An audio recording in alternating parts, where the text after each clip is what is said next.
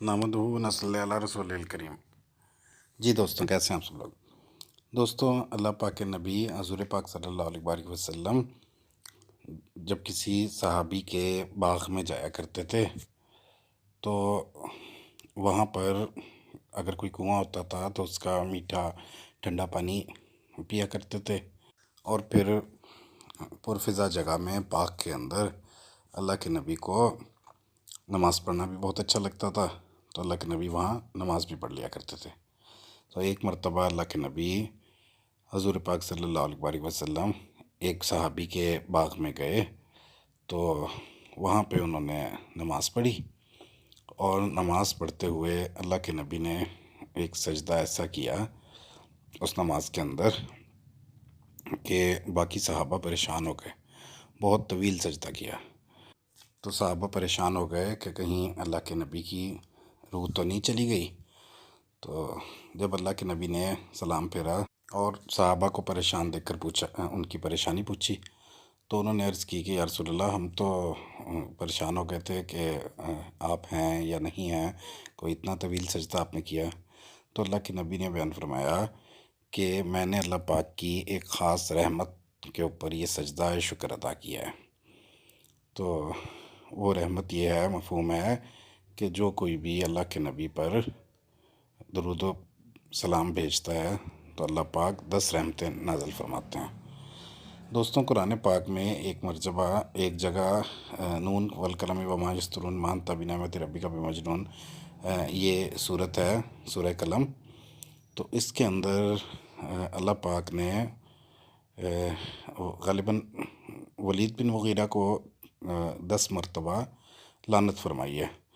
حماز مشائم بن نمیم مناع للخیر معتد نسیم عتل بعد ذلک زنیم ان کان ذا مال و بنین اذا تتلی علیہ آیاتنا قال اساطیر الاولین۔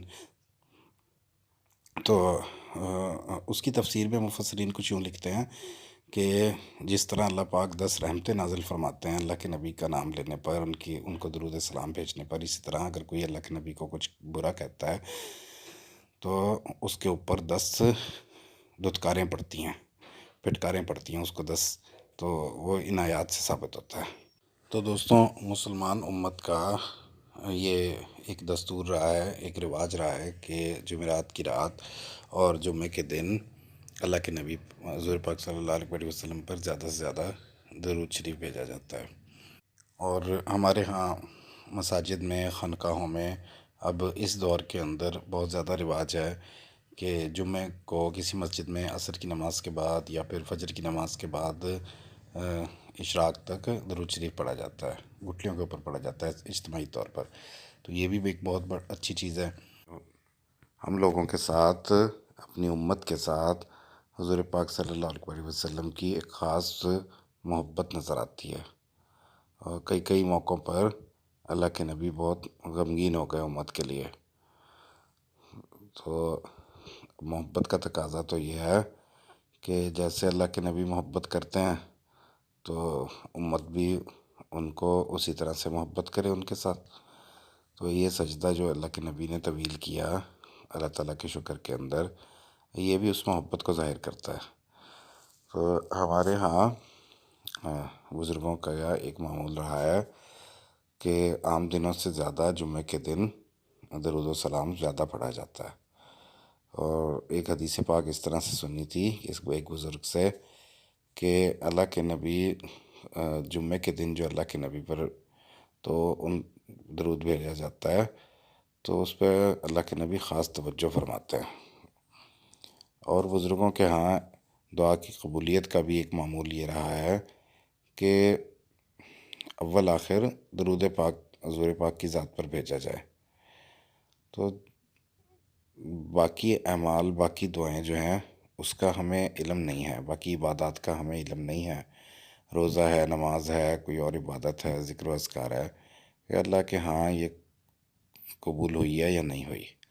لیکن درود تو ہر صورت میں قبول ہوتا ہے، کیونکہ اللہ پاک خود اللہ کے نبی پر درود بھیجتے ہیں۔ اللہ پاک خود بیان فرماتے ہیں کہ میں خود بھیجتا ہوں اور میرے فرشتے بھی بھیجتے ہیں۔ تو ایمان والوں حکم بھی دیا، تو جو حکم اللہ پاک نے خود دیا ہو تو وہ تو قبول ہی قبول ہے۔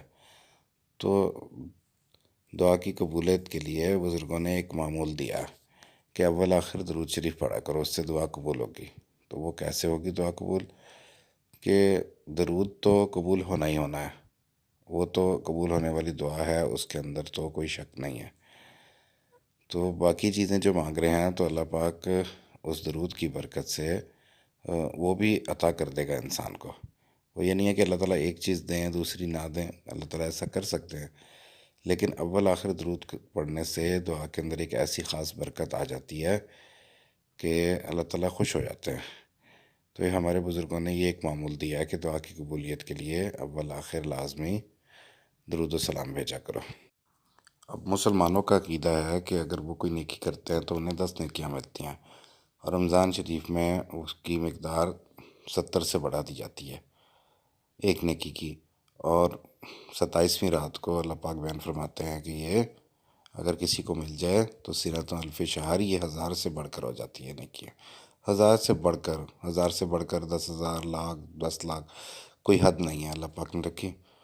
تو اسی طرح اگر درود پاک پڑھا جائے تو اس کے ساتھ نیکیوں کے ساتھ اللہ پاک کی ایک خاص خوشنودی اور رحمت نصیب ہوتی ہے، کیونکہ یہ کام اللہ پاک خود بھی کر رہے ہیں اور ہمیں ان کے اللہ پاک کے فرشتے بھی کر رہے ہیں۔